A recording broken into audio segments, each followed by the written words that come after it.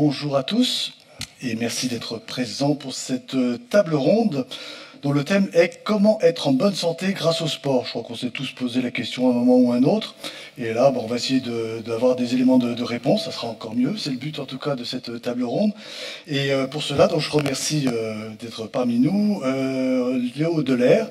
Donc vous êtes enseignant en activité physique adaptée, proposé à l'hôpital Lyon-Sud, destiné plus particulièrement aux seniors. Je vous présente Marine L'Orphelin. Vous êtes médecin généraliste à Nouméa. Vous nous expliquerez pourquoi, peut-être. Je sais que vous êtes passionné de sport et que vous avez même envie de devenir médecin du sport. Je ne me trompe pas?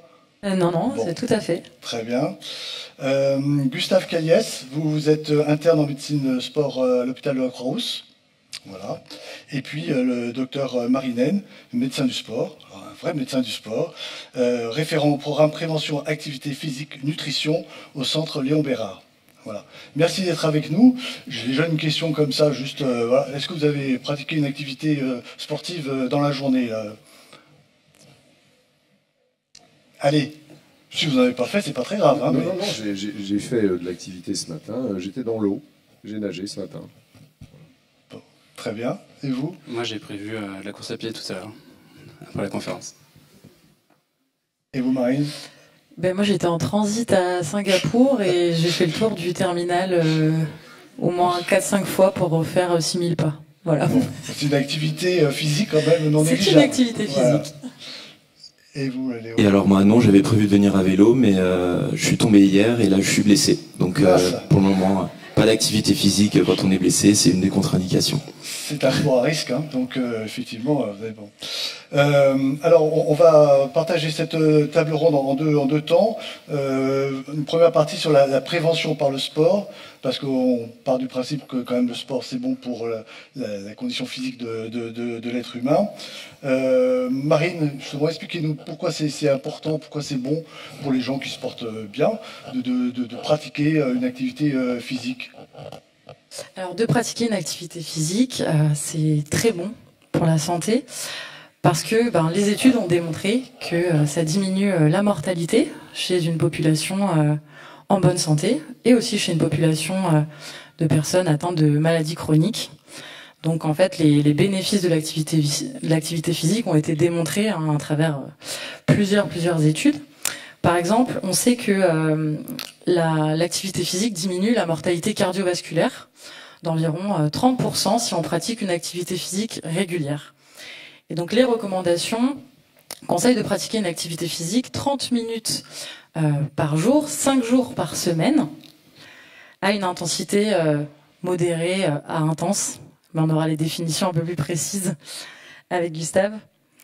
Elle a démontré aussi des bénéfices dans la diminution de l'apparition de cancer. On aura un peu plus d'explications aussi là-dessus avec notre médecin du sport. Donc on sait qu'elle permet d'éviter 20 à 25% d'apparition des cancers du sein, du côlon et de l'endomètre. Ça aussi, ça a été démontré. Aussi important aussi dans la prévention secondaire et tertiaire. Donc quand on est malade, quand une maladie est apparue, et notamment dans le cancer, c'est vrai aussi. On sait aussi que l'activité physique pratiquée de manière régulière diminue l'apparition de la dépendance chez les personnes âgées, enfin recule l'apparition de la dépendance. Et par ailleurs, le risque de chute, et ça vous pourrez aussi nous l'expliquer par la suite un peu plus dans le détail. On sait qu'elle a des bénéfices, donc je vais parler des bénéfices cardiovasculaires, on sait qu'elle a des bénéfices sur les pathologies ostéo-articulaires, qu'elle permet aussi de s'y pratiquer durant l'enfance. L'activité physique permet de reculer l'apparition de l'ostéoporose chez la femme ménopausée, par exemple. Donc vraiment, l'activité physique, elle a des bienfaits physiques démontrés, mais elle a aussi des bienfaits psychiques sur des pathologies psychiatriques aussi. Donc ça diminue notamment l'anxiété. Ça a démontré aussi son efficacité sur les états dépressifs. Il y a eu des études qui ont montré que l'activité physique combinée à un traitement antidépresseur est plus efficace que le traitement antidépresseur seul. Donc voilà, il y a vraiment des bénéfices aussi au niveau des pathologies psychiatriques et du bien-être global en fait en général. Pratiquer une activité physique, c'est aussi avoir partager du lien. Par exemple, si on pratique dans un club ou avec des amis, c'est ne pas être isolé. Donc elle apporte vraiment un bien-être global psychique aussi. Et ça, c'est quelque chose qui me tient vraiment à cœur. Que vous dire d'autre? Peut-être je vais laisser la parole pour la définition. Non, c'est plutôt bien résumé. Et puis c'est super important en médecine générale de promouvoir l'activité physique parce que on est globalement trop sédentaire et trop inactif dans notre quotidien. Et bouger, c'est vraiment bon pour la santé, quoi. Après, tu le mentionnes rapidement. C'est vrai que le médecin généraliste, il a un rôle quand même très important de premier relais pour parler de l'activité physique auprès de la patientèle qu'il connaît très bien. Et c'est vrai que nous, on a plusieurs occasions de le faire en tant que médecin généraliste. C'est déjà les certificats médicaux. On a quand même les clubs qui demandent ces certificats médicaux et heureusement parce que ça permet d'avoir une consultation parfois chez des personnes qui n'ont pas l'habitude de consulter parce qu'elles sont en bonne santé. Donc ça permet de faire un bilan de santé qui est quand même important à faire de manière régulière. Avec la pratique d'un ECG, c'est quand même bien d'avoir dans le dossier médical au moins un enregistrement du cœur quand on pratique le sport, faire un bilan des comorbidités, voilà, si la personne elle fume, si elle a des antécédents de maladies cardiovasculaires, on va pouvoir l'orienter éventuellement pour faire un bilan chez le cardiologue. Et puis tout simplement aussi faire le point parce que pratiquer une activité physique c'est bon, en effet, c'est bon pour la santé, mais il faut pas la pratiquer n'importe comment. En fonction de ses antécédents personnels, des maladies qu'on pourrait avoir ou de douleurs qu'on pourrait avoir, de limitations physiques, on ne va pas recommander les mêmes sports. Ça aussi, c'est important de le comprendre.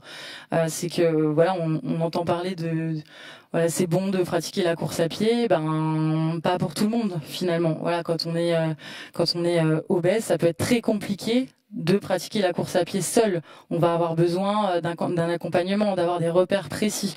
Donc le médecin généraliste est vraiment là pour faire le premier bilan un peu global, d'essayer de comprendre aussi quelles sont les motivations du patient. Parce que c'est bien de dire c'est bon de faire du sport, mais c'est bien d'essayer de créer, de déclencher la prise de conscience chez le patient et que de lui-même ait un objectif en fait. Quel va être son objectif à lui? Est-ce que ça va être un objectif de perte de poids physique? Est-ce que ça va être un objectif de bien-être global, comme je le disais, physique et mental? Est-ce que ça va être un objectif de force, par exemple? Et on va pas du tout proposer les mêmes schémas d'activité physique. Et l'activité physique, elle a une limite aussi, c'est quand elle est pratiquée par excès, je dirais. Et là aussi, c'est le rôle du médecin généraliste de savoir détecter des comportements addictifs. Ça existe, l'addiction au sport, c'est une vraie addiction comportementale. Et donc on est là aussi pour savoir détecter ces comportements et savoir pouvoir orienter bien sûr vers les différents spécialistes. Et vers en fait tous mes collègues, les coachs en activité physique adaptée, les médecins du sport, les rhumatologues, enfin voilà, tous les spécialistes qui vont pouvoir aider à la remise à l'activité physique. Oui, j'ajouterais aussi que le rôle du médecin est essentiel dans cette prévention. C'est vraiment l'amorce, avant tout création de programme. Et depuis le décret du 30 décembre 2016, le médecin a la possibilité de prescrire de l'activité physique adaptée au même titre qu'on prescrit un médicament. Ça rentre dans le cadre justement de la loi sport sur ordonnance qui permet à tout médecin intervenant dans la prise en charge, en particulier le médecin généraliste, de prescrire l'activité physique pour des personnes qui ont des maladies chroniques, donc qui sont en affection longue durée. Et depuis la loi du 2 mars 2022, ce décret a été élargi, notamment en personnes en situation de perte d'autonomie. Donc après, le véritable enjeu, c'est aussi pour le médecin qui a peut-être des fois du mal, vous me dites si je me trompe, mais à identifier les bons professionnels qui peuvent intervenir dans la prise en charge. Il y a une multitude d'acteurs maintenant dans le sport santé de manière globale. Au départ, il y avait quand même beaucoup les kinés, enfin même les paramédicaux, les ergothérapeutes, les psychomotriciens, etc. Les enseignants en activité physique adaptée, professionnels du sport, qui ne sont pas des professionnels de santé, en tout cas pas pour le moment, ont aussi un rôle prépondérant à jouer dans cette prise en charge et cet accompagnement. Et enfin, on parle aussi des éducateurs sportifs qui ont fait des formations complémentaires, leur donnant certaines prérogatives pour certains publics. Donc c'est très important de bien différencier le professionnel qui va intervenir au bon moment de la prise en charge. Quelqu'un qui a beaucoup de limitations, on va pas forcément l'orienter vers un coach entre guillemets ou un éducateur sportif, on va peut-être plutôt privilégier un paramédical, et quelqu'un qui a des limitations modérées, ça va être plutôt un enseignant en activité physique adaptée. Gustave Caliès, on parlait justement, Marie parlait tout à l'heure d'addict au sport. Vous le constatez de plus en plus ça, ou c'est un phénomène qui est en train d'émerger Ça dépend beaucoup des sports. Je pense que c'est surtout par rapport au trail ou aux triathlètes notamment, qui ont des très gros volumes et sur lesquels l'addiction au sport peut tout à fait se retrouver.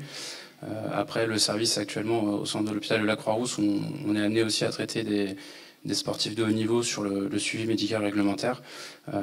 Mais l'activité également se tourne sur la réhabilitation et la prise en charge des patients sur le bilan d'activité physique et les séances de réhabilitation. Mais oui, on a... ça dépend, je pense que ça peut augmenter dans les années à venir si les sports d'endurance continuent de croître, comme le trail surtout, qui est là depuis moins de 10 ans au final. On sera peut-être amené à en voir un peu plus. Ouais. Il y a un engouement en ce moment qui est effectivement très, très fort quand même. Il y a des ambassadeurs qui sont là, qui promouvoient également beaucoup ce genre d'activité. Ouais. Marine ? Non, je voulais juste compléter en disant qu'en effet, c'est comme tout en médecine, hein, où de manière générale dans la vie, le tout c'est d'avoir le bon équilibre. Donc de pratiquer une activité physique, oui. Par excès, ben non. En fait, ce qui se passe, c'est qu'à un moment, on va trop solliciter le corps et que, bien sûr, ça va déclencher des blessures. Et quand on est dans des comportements d'addiction, ben, on continue de pratiquer malgré les douleurs, malgré les signaux physiques de souffrance. Et on peut mettre en place des comportements aussi avec des troubles du comportement alimentaire, parce qu'on a peur de prendre du poids ou parce que voilà, on a un poids minimal dans certaines pratiques de sport, ou alors on va avoir des apports alimentaires insuffisants par rapport à notre pratique sportive. Donc voilà, vraiment, c'est le message que j'avais envie de faire passer aujourd'hui devant l'auditoire, c'est de chacun en fait peut avoir une activité physique adaptée à son profil, à ses centres d'intérêt, à ce qui lui plaît, à ses antécédents médicaux s'il y en a, ou des maladies encore présentes, actives. On peut pratiquer avec des maladies actives, mais voilà, il faut pas non plus partir dans l'excès et pratiquer voilà un seuil acceptable pour le corps, sans rentrer dans l'addiction. Voilà, c'est un équilibre qui est pas toujours facile à atteindre. Et Gustave Caliès, pour une personne qui n'a jamais fait de sport de sa vie jusqu'à ses 40-50 premières années, puis qui souhaite éventuellement pratiquer le footing ou le foot, il faut passer par un médecin d'abord ? Je pense que c'est bien, en effet, passer un certain âge, et puis surtout passer un délai où on n'a pas pratiqué d'activité physique, de venir voir des professionnels de santé pour avoir un bilan un peu de l'aptitude physique, et puis également des risques qu'on peut également avoir à reprendre une activité physique sans être encadré. Sur le plan cardiovasculaire, par exemple, à partir de 40-50 ans, il y a plus de risques d'AVC, d'infarctus, et c'est vrai que ça peut être intéressant d'avoir un bilan initial pour pas développer ce genre de maladie. Bien.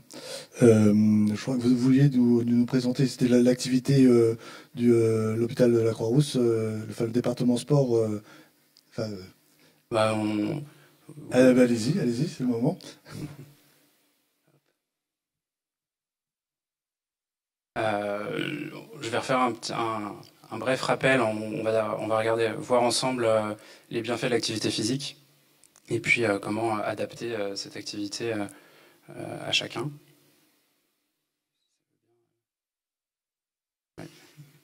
donc avec le service de médecine du sport et de l'activité physique de l'hôpital de la Croix-Rousse. Ouais, mais c'est celui-là. Oui. Oui. Voilà. Un bref rappel. Excusez-moi. L'activité physique, c'est tout mouvement produit par les muscles et qui engendre une dépense énergétique. Oula, je suis désolé, hein, mais... Voilà.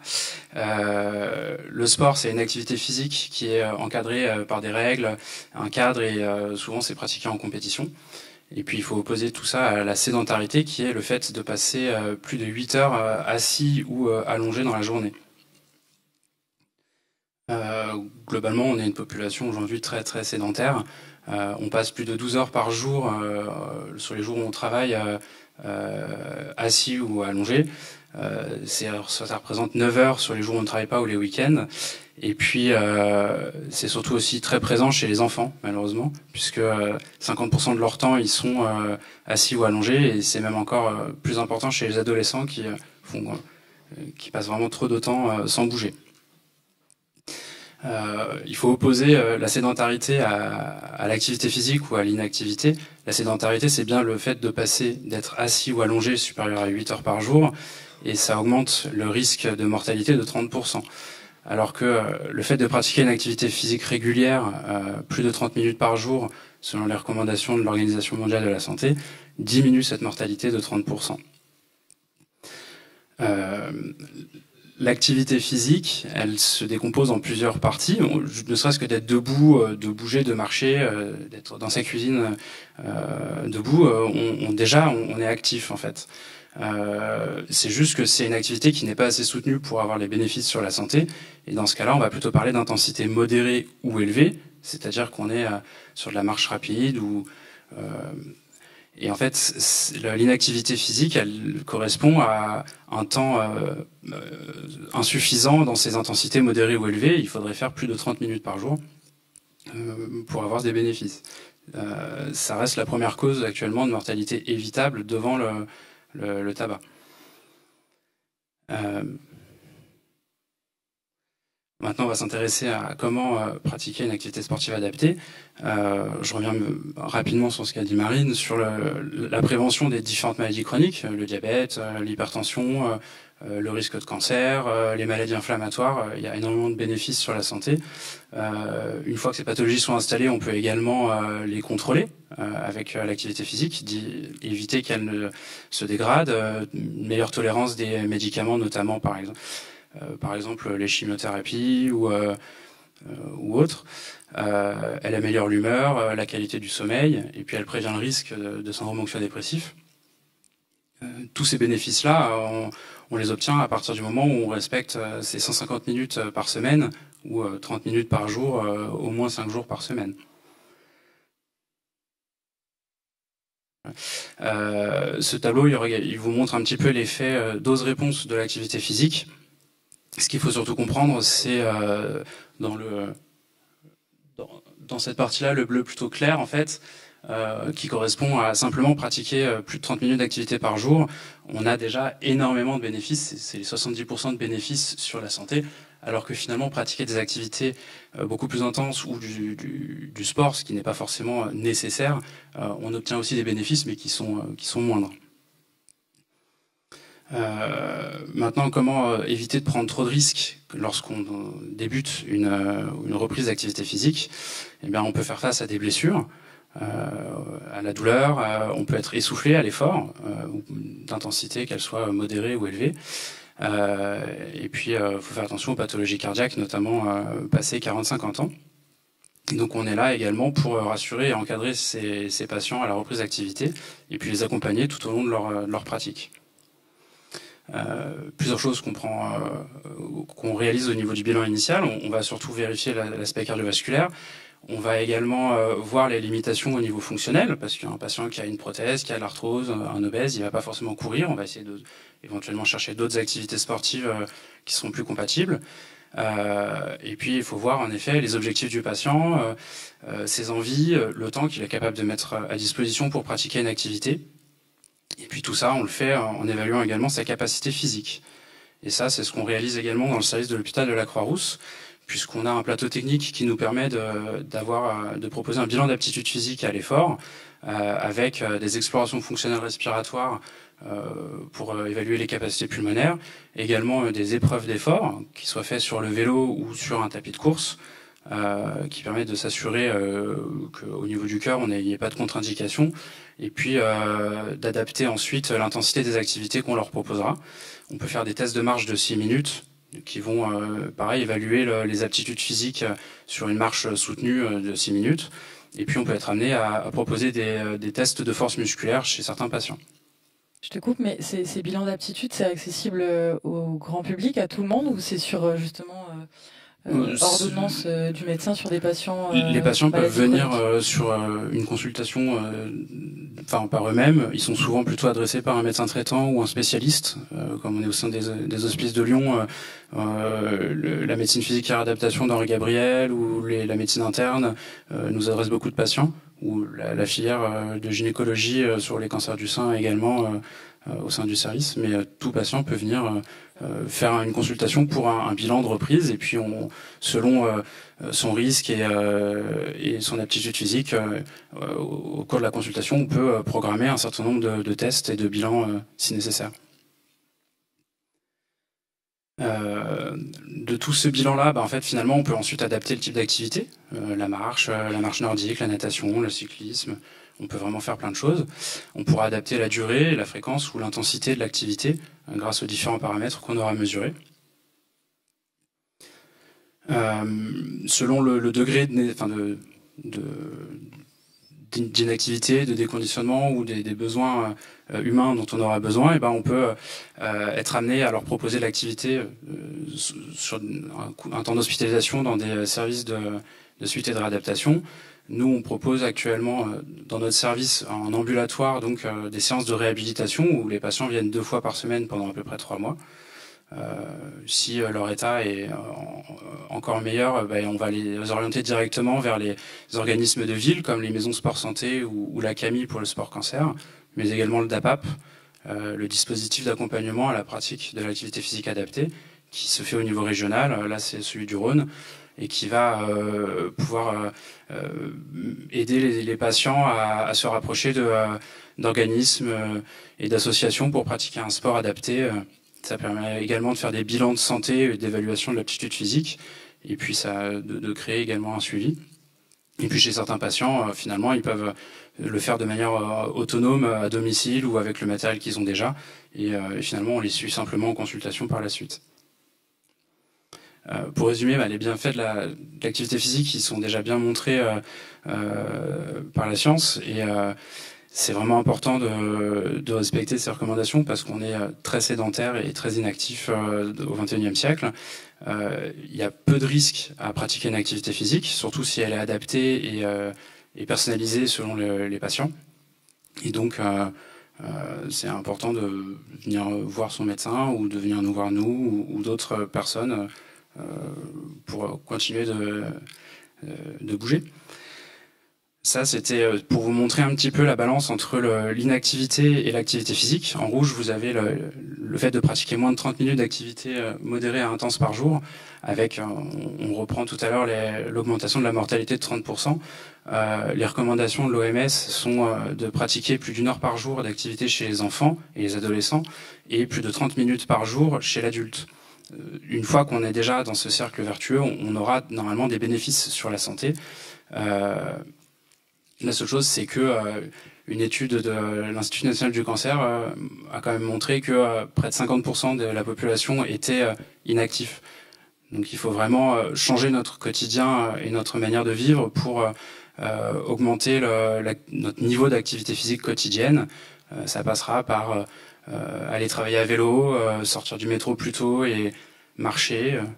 J'ai l'exemple d'une patiente qui habite au nord de Lyon et qui vient travailler vers Bellecour et qui paye 200 € par mois de parking pour sa voiture, alors que en l'espace de 2 ans, ça représente 4 000 €, et pour ce prix-là, on peut tout à fait se payer un vélo électrique, des tenues de sport pour les 4 saisons et finalement bouger 45 minutes par jour, quoi. Et ça serait bon pour sa santé. Tout à fait. Et pour l'environnement également. Voilà. Merci, je crois qu'on est vraiment convaincu effectivement des bienfaits du sport. Il y a une autre donc dimension qui n'est peut-être pas aussi connue que ça pour le sport et qui est aujourd'hui qu'on considère comme un soin à part entière. Docteur Marinen, j'aimerais bien que vous en parliez parce que jusqu'à maintenant on voyait bien effectivement des activités sportives dans les établissements hospitaliers ou dans les EHPAD ou, considéré un peu comme une activité d'occupation parmi d'autres. Là, vous dites non, le sport maintenant, c'est un vrai soin. Vous pouvez donner son micro. Merci.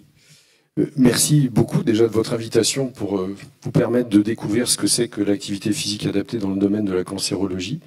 Ça fait déjà beaucoup d'années qu'on se pose la question des bénéfices et maintenant on a des publications extrêmement robustes et solides qui nous permettent d'affirmer aujourd'hui que la pratique régulière d'une activité physique adaptée ou personnalisée, le terme est peut-être encore plus joli, permet de diminuer, effectivement, comme vous l'avez dit, le risque d'un certain nombre de cancers, et c'est particulièrement vrai pour le cancer du sein, le cancer du côlon, le cancer de l'endomètre, et maintenant on commence à le démontrer pour le cancer de la prostate. Je voudrais dire en donner quelques chiffres qui sont assez représentatifs. Aujourd'hui, on peut affirmer déjà qu'il ne faut pas séparer l'activité physique adaptée de la sédentarité plutôt et le surpoids de l'activité physique. Les deux sont très liés, en fait. Et pourquoi on dit ça? Parce que quelqu'un qui ne bouge pas du tout a tendance à prendre du poids. Or, il faut bien retenir ça. S'il y a au moins une notion importante à retenir, c'est que la graisse est toujours toxique, le muscle ne l'est jamais. Et par conséquent, notre rôle consiste effectivement à prendre en charge des patients, malheureusement beaucoup de patientes atteintes de cancer du sein, qui rentrent dans la maladie avec un surpoids. Et aujourd'hui, s'il y a un deuxième chiffre à retenir, on peut dire que le surpoids et l'obésité est responsable de 20% des cancers. Donc c'est beaucoup. Et si on additionne le surpoids, la sédentarité, le tabac et l'alcool, c'est-à-dire 4 facteurs qu'on est normalement capable de gérer, c'est 40% de cancer. Et c'est énorme. Donc voilà pourquoi, depuis un certain temps, l'activité physique est devenue vraiment fait partie de tous les programmes de soins, de lutte contre le cancer, et au centre Léon Bérard, c'est particulièrement vrai, parce qu'on a une salle d'activité physique qui est dédiée à ça, dans laquelle viennent des enfants, des adolescents, des adultes, à tous les stades de traitement. Il est très fréquent de voir des gens venir faire du vélo, du tapis de marche, voire même parfois de la boxe ou du tir à l'arc pour les enfants, alors qu'ils sont en soins, alors qu'ils ont leur perfusion de chimiothérapie. Donc le plus tôt possible est le mieux. La prise en charge doit être bien entendu codifiée, réglée, mesurée, parce qu'il faut prendre ce qui est bon dans l'activité physique et ne pas aller dans l'excès. Voilà. Ça c'est important. Il faut aussi retenir, et vous posiez tout à l'heure, on en discutait en aparté, finalement à quoi ça sert l'activité physique dans le cancer? Eh bien, on a la chance d'avoir participé au rapport collectif de l'INSERM qui est sorti il y a 3 ans sur activité physique adaptée et pathologie chronique. Et la partie cancer a été rédigée par les équipes du centre Léon Bérard pour la France et même au-delà de la France. Aujourd'hui, on peut affirmer haut et fort que plus on commence une activité physique pendant la phase de traitement, on diminue, on ne supprime pas, mais on diminue de façon conséquente les effets indésirables des traitements, en particulier les effets de la chimiothérapie et de l'hormonothérapie. On diminue la fatigue. Et ça, c'est important. Il y a des études qui ont montré que 5 ans après la fin des traitements, il y a encore un patient sur 2 qui est fatigué. On améliore la qualité de vie, ça c'est démontré, on améliore le sommeil et d'autres phénomènes encore. Donc on a des publications extrêmement robustes maintenant qui permettent de le dire vraiment avec certitude, à tel point qu'on peut aussi se permettre d'affirmer qu'un patient qui ne fait pas d'activité physique pendant son cancer, le résultat pour lui est une perte de chance. C'est fort de dire ça, une perte de chance, parce que effectivement, ça contribue à améliorer la survie, ça contribue à améliorer l'état général, ça contribue à améliorer le moral, et on sait que c'est important d'être soutenu dans ces moments-là. Voilà. Donc on a la chance à Lyon d'avoir ce centre. On a malheureusement trop de patients, si je peux dire, parce que le CLB, c'est quand même 12 000 nouveaux cas de cancer par an. Et sur ces 12 000 nouveaux cas, on prend en moyenne en charge 1000 patients en activité physique, donc c'est trop peu. Mais comme vous le disiez justement, les relais se font en ville de mieux en mieux. Le sport sur ordonnance existe maintenant. Il n'est pas remboursé par la Sécu, mais je crois que vous aviez l'intention d'en parler un peu. Il est remboursé par certaines mutuelles, en particulier des prises en charge individuelles ou collectives. On a des relais d'enseignants d'activité physique qui vont aussi à domicile. Hein, il y a des associations à Lyon et en Rhône-Alpes qui le font. Les kinésithérapeutes peuvent prendre la partie pour les patients les plus handicapés, avec une pathologie fonctionnelle.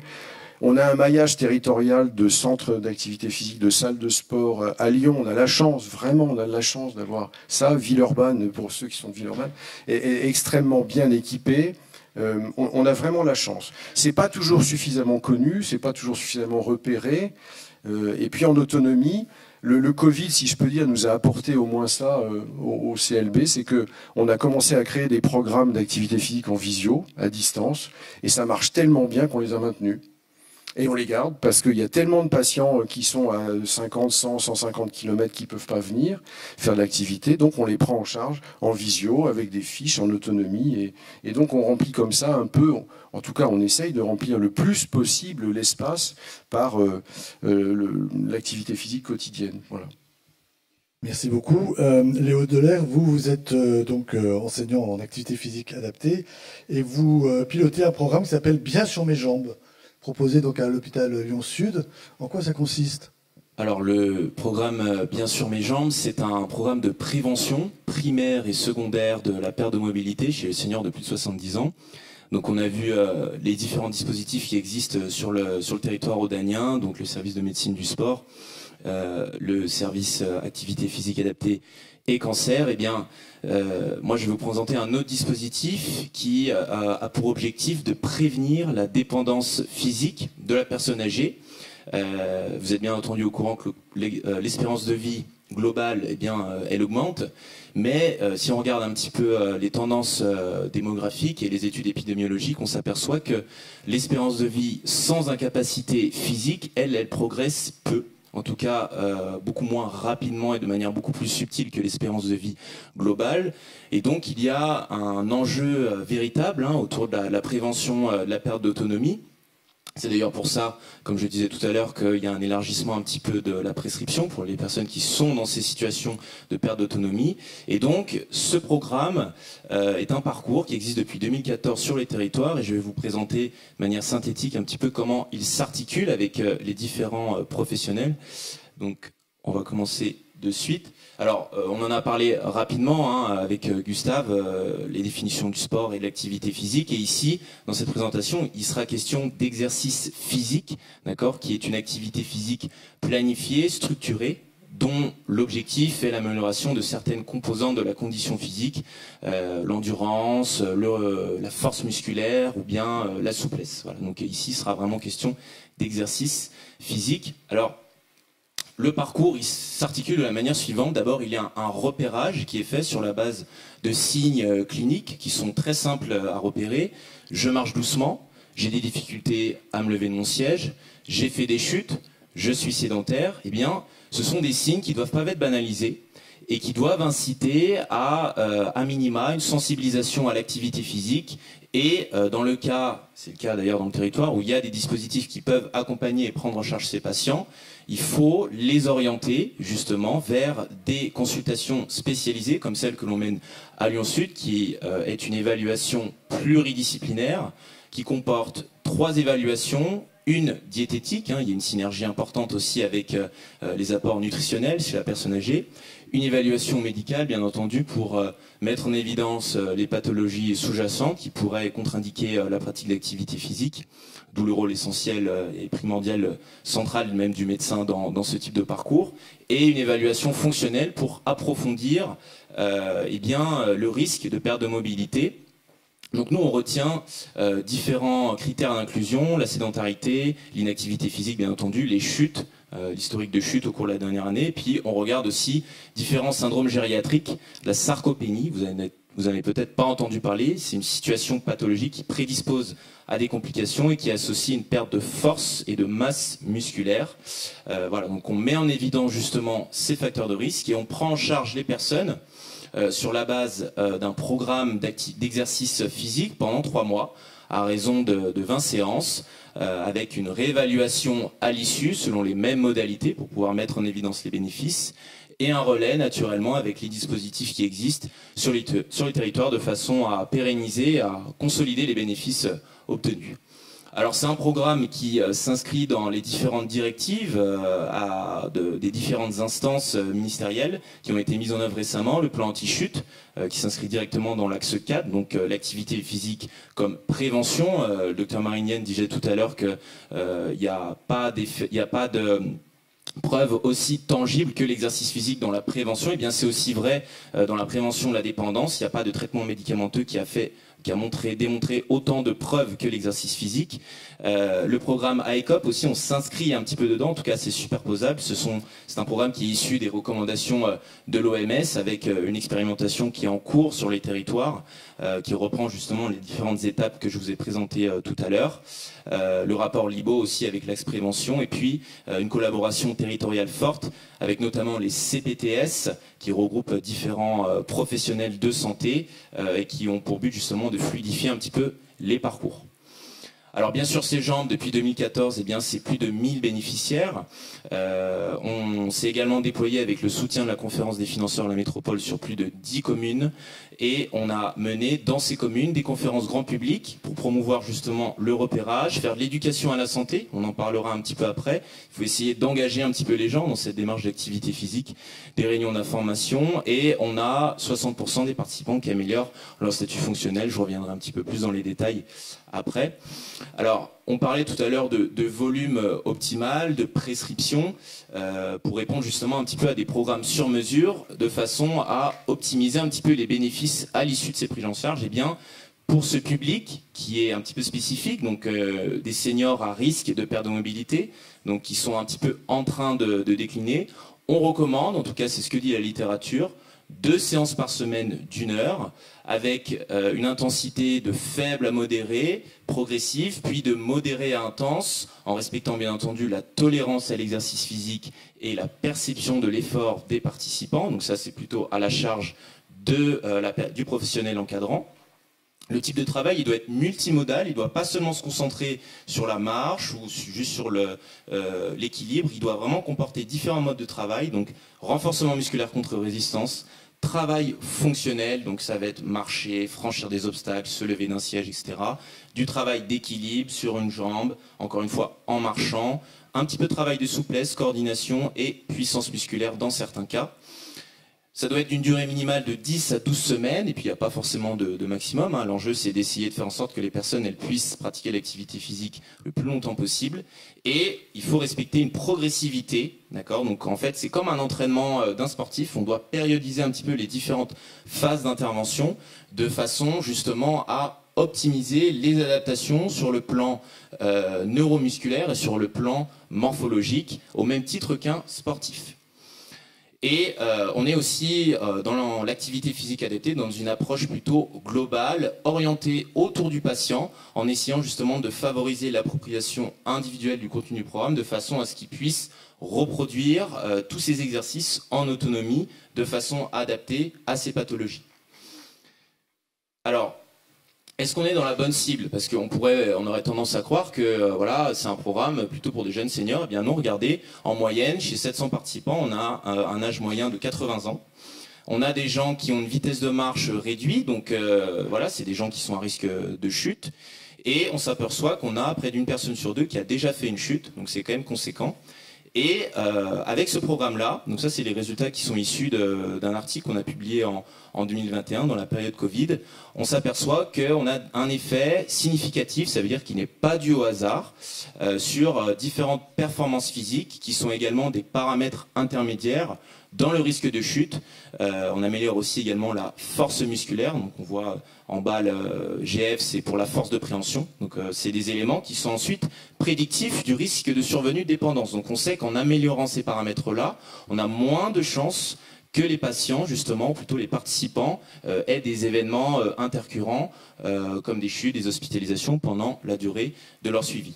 Alors, ça, c'est aussi un élément central. On a tendance un petit peu à l'occulter, je trouve, dans les promotions un petit peu de la santé et de l'activité physique, c'est comment faire adhérer les gens, en particulier les seniors, qu'il faut acculturer un petit peu à l'activité physique, puisque c'est pas forcément une génération qui a été un petit peu sensibilisée à ces questions-là, notamment chez les femmes, pas beaucoup d'activité physique. Eh bien, il faut pouvoir délivrer des messages cibles, essayer de lever un petit peu les croyances autour de l'activité physique, essayer de toucher un petit peu des points sensibles, leur expliquer un petit peu ce que c'est que le sport et l'activité physique, quelles sont les différences, agir sur des déterminants de santé en essayant d'inciter les gens à pratiquer de l'activité physique de manière simple, comme monter ses escaliers, faire son ménage, se lever d'un siège. Voilà, c'est vraiment des choses très simples.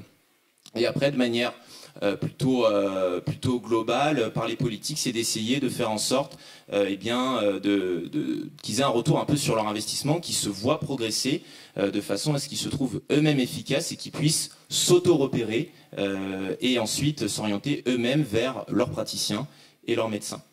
Donc pour conclure, je suis presque dans les temps, l'exercice physique et donc plus généralement l'activité physique, c'est vraiment des moyens tangibles d'efficacité pour prévenir la mobilité chez les seniors.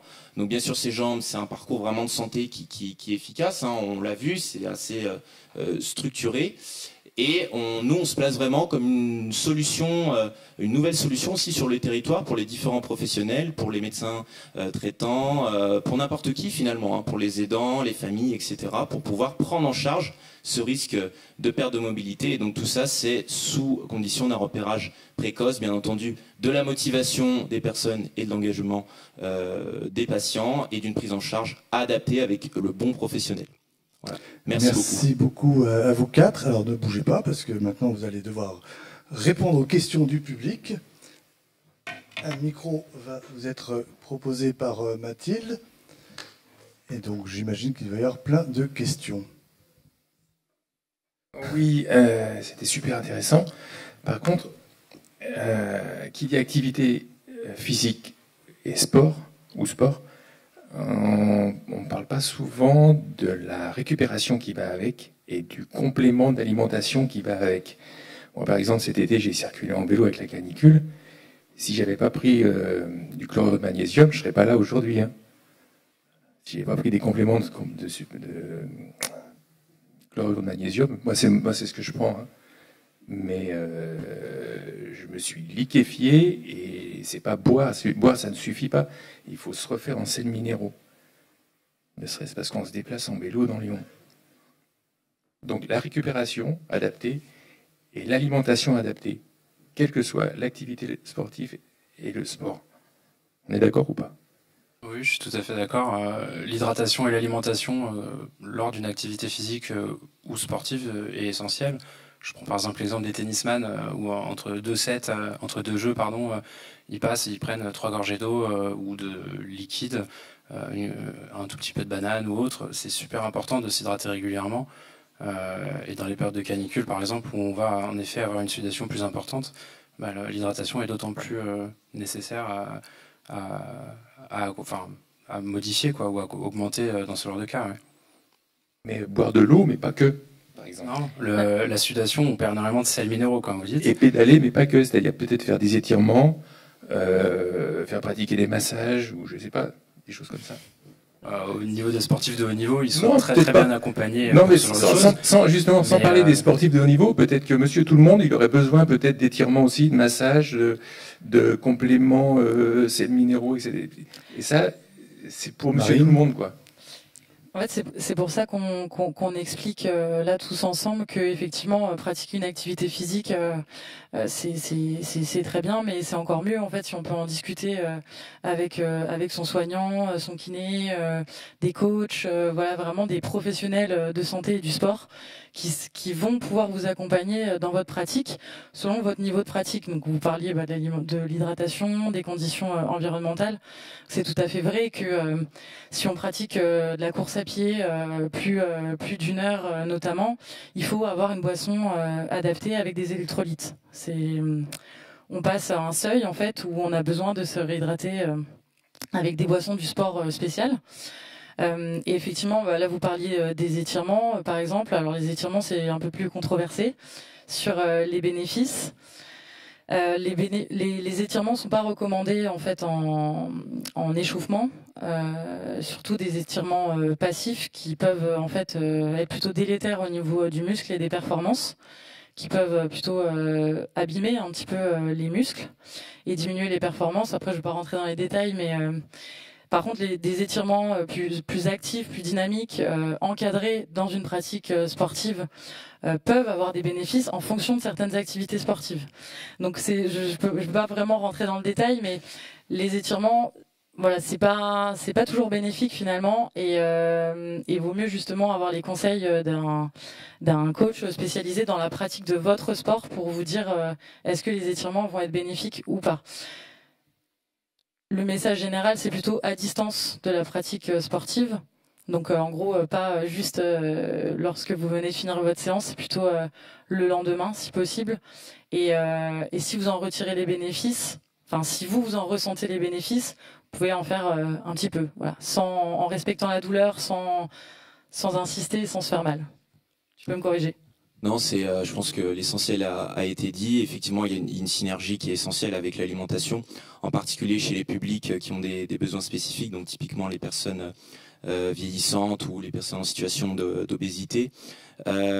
Pour ce qui est effectivement la récupération, c'est un élément aussi fondamental, et c'est d'autant plus vrai chez les publics qui sont fragiles. Donc en particulier justement le public vieillissant. Nous, on a des jours qui sont non consécutifs, et tout à l'heure je parlais beaucoup de tolérance à l'exercice. C'est un élément qui revient systématiquement. On s'assure que la personne elle a bien pu justement tolérer l'exercice qu'on a pu lui proposer. Et il y a différents indicateurs très simples qui peuvent aussi d'ailleurs être utilisés par les professionnels de santé. Ça va être par exemple, est-ce que quand vous allez marcher par exemple, vous arrivez à parler et chanter sans difficulté? Si c'est le cas, on s'aperçoit que la personne elle tolère très bien l'effort. Si au contraire elle arrive encore à parler mais pas à chanter, c'est plutôt qu'on est dans une intensité modérée. Si elle arrive à faire ni l'un ni l'autre, on est sur des intensités qui sont plutôt élevées, en tout cas perçues comme élevées pour la personne. Donc c'est des signes justement qui nous font dire qu'une récupération peut-être plus large, plus importante doit être envisagée. C'est pas simple pour les personnes âgées, mais c'est pas simple aussi On va laisser pour les personnes qui travaillent. Pour les plaît. personnes qui travaillent, qui font de l'activité physique, il faut qu'elles travaillent, elles font de l'activité physique, il faut qu'elles récupèrent et qu'elles mangent bien. Donc ça, c'est pas facile. D'où la nécessité d'avoir un professionnel encadrant. C'est pas évident. Merci. Donc une autre question derrière. Déjà, merci pour ces belles présentations, c'était très complet. Sauf pour le remboursement, finalement, vous n'avez pas parlé du remboursement de l'activité physique adaptée. Et puis aussi sur Lyon, si on pouvait savoir un peu les structures, justement, vers qui, donc en dehors de ce que vous avez pu présenter, mais en ville, qui existent et qui permettent de faire de l'activité physique adaptée pour les maladies chroniques, par exemple. Alors, j'ai pas bien tout entendu. Vous avez posé une question, je crois, sur le remboursement de l'activité physique. Ok. Donc sur ce volet-là, aujourd'hui, hein, mais tout peut changer, il n'existe pas de prise en charge par les organismes de sécurité sociale. En revanche, un certain nombre de mutuelles, ma position m'interdit de les nommer là, mais il y en a un certain nombre, allez sur Internet, vous verrez, qui aujourd'hui, à la suite d'une prescription de sport sur ordonnance faite par le médecin généraliste, le médecin spécialiste ou le médecin du sport, qui stipule des choses très précises, la fréquence, l'intensité, le nombre, le type de sport, les contre-indications par exemple, ces mutuelles remboursent à concurrence soit sur facture, soit sur des forfaits à l'année ou sur 2 ans, pour les patients en affection longue durée uniquement,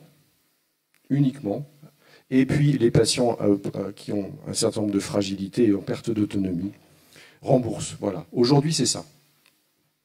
Ça répond à votre question ? Et juste sur les structures, sur Lyon, peut-être quelques exemples de structures, ou un endroit où on peut trouver les structures qui permettent de faire de l'activité physique adaptée. Alors, j'ai envie de dire, c'est tellement vaste, de répondre en une seule phrase, ça va être compliqué. Activité physique adaptée, ça veut dire adaptée aux possibilités de la personne. en fonction de ses comorbidités et de son âge. Donc toute structure dans laquelle il y a un enseignant en activité physique adaptée qui existe est capable de proposer d'une part un bilan d'évaluation de la condition physique et un programme. Tout enseignant, ça fait partie de leur cursus, n'est-ce pas, hein? Oui, je confirme. Voilà. Et dans toute structure, ça c'est possible.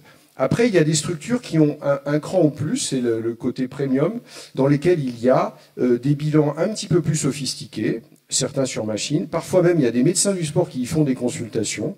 Et là, il y a des structures comme le DAPAP, dont vous parliez, qui vont faire des bilans vraiment très spécifiques et qui vont proposer des activités dans leur structure ou ailleurs, ou en autonomie. Donc on sent bien que le sport santé est en train de devenir quelque chose de vraiment très important.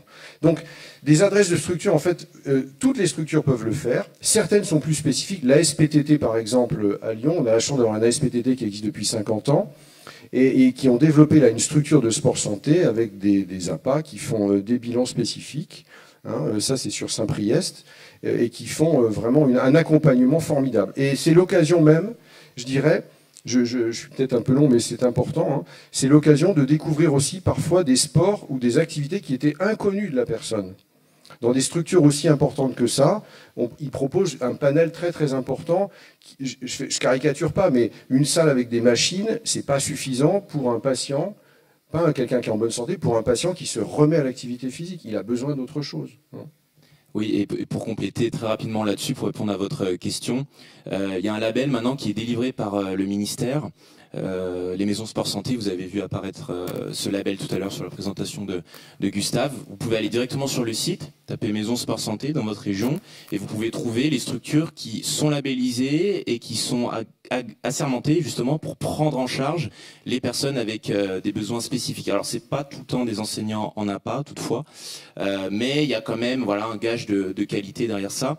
Et puis par rapport au remboursement, il me semble qu'il y a un décret qui est sorti il n'y a pas très longtemps qui permet de rembourser une partie du bilan d'activité physique adaptée dans le cadre de cancer. Voilà.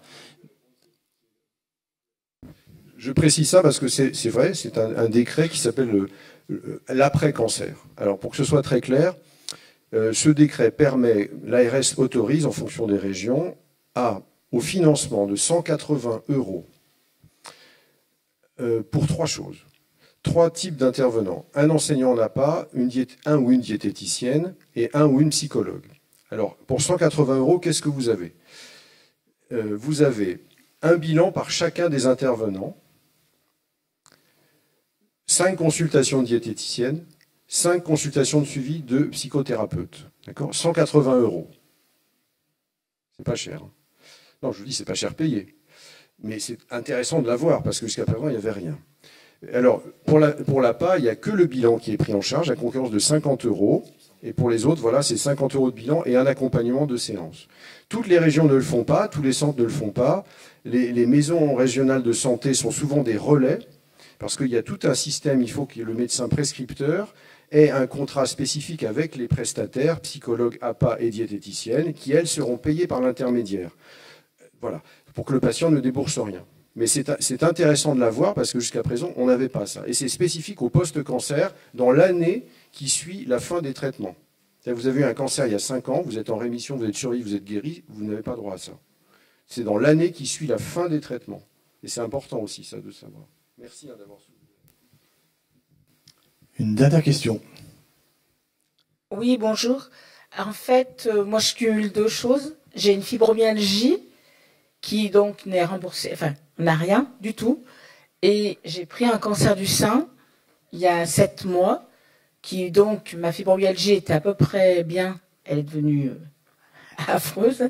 Et donc, alors, au niveau, je vais répondre au monsieur, puisque j'y ai droit. J'avais pas eu droit à l'APA avec ma fibromyalgie, donc je me le suis payé, parce que j'ai une APA formidable. Et par contre, là maintenant, j'ai eu droit à 8 séances d'APA pour mon cancer, payées par la Ligue pour le cancer. Voilà. Oui, c'est encore différent. Et donc, par rapport, mon médecin de la douleur pour la fibro m'avait envoyé à la Croix-Rousse pour faire donc des activités sportives. Le problème, c'est que j'habite à 35 km, que j'ai pesé le pour et le contre. et que en fait ça me posait trop de problèmes, donc j'allais pas, je les ai jamais faites ces séances, parce qu'en fait le bénéfice et en fait ça me faisait, c'est pas de bénéfice. Donc ma question c'est ça, c'est quand on habite hors métropole, donc on n'a pas beaucoup de solutions, et encore que maintenant on a la chance d'avoir une APA, donc dans la communauté de communes où j'habite. Mais voilà, donc c'était pour un petit peu. Et puis il y a des départements carrément où ils savent même pas ce que c'est une APA. Je vais faire une cure pour ma fibro l'année dernière, et ben ils savaient même pas ce que c'était l'APA.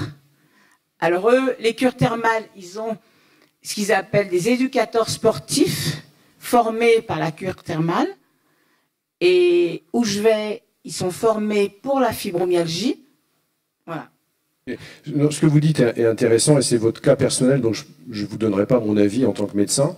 Simplement, vous soulevez une question qui est intéressante, c'est la répartition en fonction des territoires, et c'est vrai que c'est inégal, mais c'est inégal pour plein de choses. Il n'y a pas que pour l'APA, pour des diététiciennes, il y a des régions de France où il n'y en a pas non plus, et c'est tellement important. Donc oui, c'est vrai, plus on s'éloigne des métropoles très structurées, plus c'est difficile, mais ça ne veut pas dire qu'il n'y a rien. Ça ne veut pas dire qu'il n'y a rien. Il y a la Ligue contre le cancer dont vous avez cité. Il y a aussi des bénévoles dans des petits villages qui font des choses formidables, notamment en gym senior, en yoga, en tai chi, il y a des choses formidables. Donc il existe, hein, alors c'est pas tout, c'est inégal, mais il existe quand même des possibilités de faire l'activité physique. Et puis après, il y a la motivation personnelle, il y a l'autonomie. Une fois qu'on est guidé, qu'on a envie et qu'on a trouvé l'intérêt de le faire, ben c'est comme se lever tous les matins. Merci beaucoup à tous les quatre. Vraiment, c'était très intéressant. Ça donne envie de poursuivre nos activités sportives, la piscine, vélo. Faites attention quand même. Hein. Merci à vous également. Il nous reste encore la dernière table ronde dans 5 minutes. Voilà, dont le thème est sur les métiers de la santé, en espérant que voilà, on puisse avoir quelques vocations, parce que je crois qu'il y a pas mal de métiers en tension actuellement dans le secteur de la santé. À tout de suite. Merci.